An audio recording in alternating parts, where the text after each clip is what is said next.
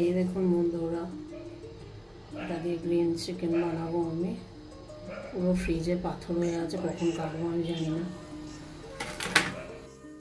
তো এখানে আছে ধনে পাতা আর পুদিনা, আর এই যে ধনে পাতা আছে আর পুদিনা পাতা আছে। ধনে পাতা যতটা আমি পুরোটা দেব না, আর পুদিনা আছে, দই আছে, দুটো পেঁয়াজ কোচানো আছে, আর মাংসটা আমি ছোটো ছোটো কিউব করে কেটে নিয়েছি। আর এখানে মিডিয়াম সাইজের দুটো পেঁয়াজ আছে, মিডিয়াম সাইজ, বেশি বড় নয়। আর 100 গ্রাম দই আছে।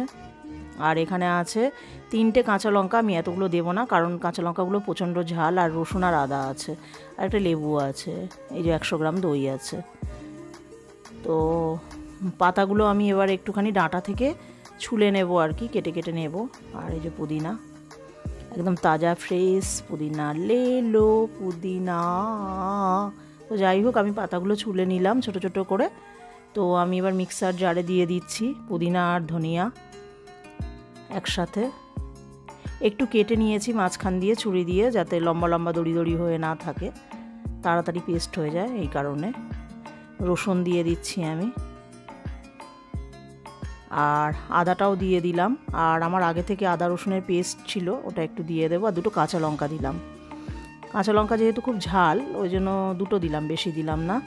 আর 100 গ্রাম দইটা পুরোটাই আমি দিয়ে দিয়েছি। আর এই যে আদা রসুনের পেস্ট একটুখানি আমার ছিল ফ্রিজে, ওটা দিয়ে দিলাম ওর মধ্যে। তো পেস্টটা দেখুন রেডি হয়ে গেছে আমার, খুব সুন্দর পেস্ট হয়ে গেছে। তারপর চিকেনটার মধ্যে আমি নুন দিয়ে দিলাম। নুনটা মাখিয়ে আমি যেটা সবুজ রঙের যে পেস্টটা করেছিলাম, ওই যে পাতা ফাতা, ওগুলো পুরো পেস্টটা দিয়ে দিচ্ছি। আর এখানে হচ্ছে লেবুটাকে আমি 2 আধখানা করে নিয়েছি, বেশি যে আধখানাটা, ওটা থেকে অর্ধেক থেকে লেবুর পুরো জুসটা মাংসের মধ্যে দিয়ে দিচ্ছি, ম্যারিনেটটার মধ্যে। এটা আমি ভালো করে মাখাবো। আর এখানেও হচ্ছে এটা আমি জিরে গুঁড়ো দিলাম ছোটো, ওই যে চামচের, আর মশলার চামচের, আর একটু ধনে গুঁড়ো দিলাম, আর একটু লাল লঙ্কার গুঁড়ো দিলাম। লাল লঙ্কা বলতে ঝাল লঙ্কা বলুন আর লাল লঙ্কা, এসব একই টাইপেরই হয়। তো লাল লঙ্কা যারা দিতে চান না দেবেন না, পুরো কাঁচা লঙ্কা যদি বানাতে চান বানাতে পারেন। তো আমি দিলাম, যেহেতু লাল লঙ্কাটা খুব একটা ঝাল নেই, কিন্তু যেটা আমি দুটো কাঁচা লঙ্কা দিয়েছি ওগুলো প্রচণ্ডই ঝাল, ওই জন্য আমি একটুখানি সামান্য লাল লঙ্কাটা দিলাম। কাঁচা লঙ্কার বেশি দেওয়ার সাহস পেলাম না, যেহেতু খুব ঝাল হয়ে যাবে।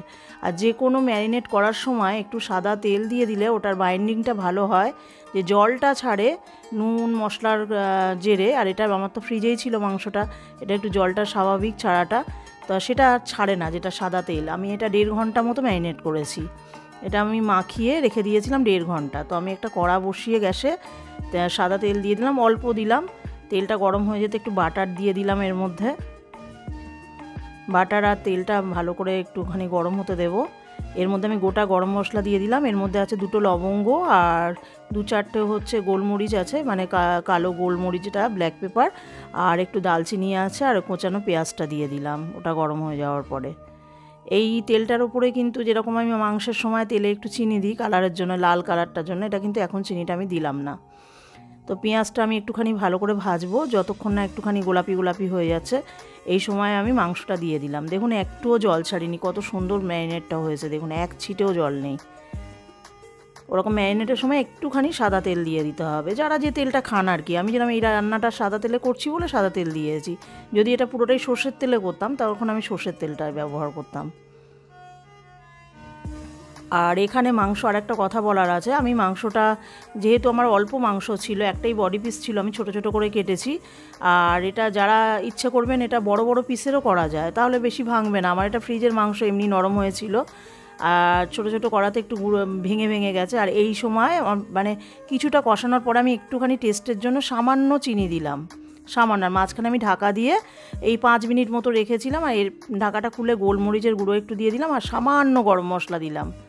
দেখুন মাংসটা আমার একটুখানি ছোট ছোট হয়ে গেছে, তাই এটা একটু বড় পিস যারা রাখবেন ভালোই হবে, বড় পিস রাখবেন। আর এটা যদি আমার সাথে সাথে মুরগিটা আনা হতো, চিকেনটা, তাহলে এতটা ভাঙতো না। ফ্রিজের মাংস একটু নরমই হয়ে যায় ডিপে থাকলে, তার জন্য একটু ভেঙে ভেঙে গেছে, কিন্তু খুব সুন্দর দেখতে হয়েছে আর অসাধারণ একদম ফ্লেভার বেরোচ্ছে। আমার রেডি। আজকে আমি লাঞ্চেই করেছিলাম গ্রিন চিকেন, আর গার্নিশিং করেছি একটু পুদিনা ধনে পাতা দিয়ে।